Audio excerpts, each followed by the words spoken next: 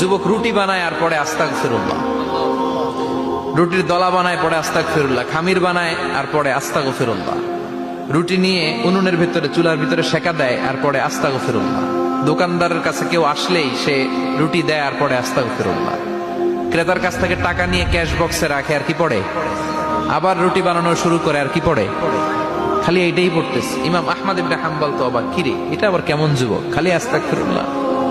উনি প্রশ্ন করলেন, যুবক ঘটনা কি? আসার পর থেকেই তোমার দেখতেছি তুমি রুটি বানাও, রুটি বিক্রি করো আর পড়ো আস্তাগফিরুল্লাহ, মালাকা ইয়া শাবাব। যুবক বলে, আস্তাগফিরুল্লাহ আমার সবচেয়ে বেশি পছন্দের আমল, আমি সব সময় আঠার মতে ইস্তেগফারের সাথে লেগে থাকি আর সব সময় পড়তে থাকি আস্তাগফিরুল্লাহ, আর এর বদৌলতে আল্লাহ আমারে মুস্তাজাবুদ দাওয়া বানিয়ে দিয়েছে। আহমদ ইবনে হাম্বল তো অবাক, আনতা মুস্তাজাবুদ দাওয়া,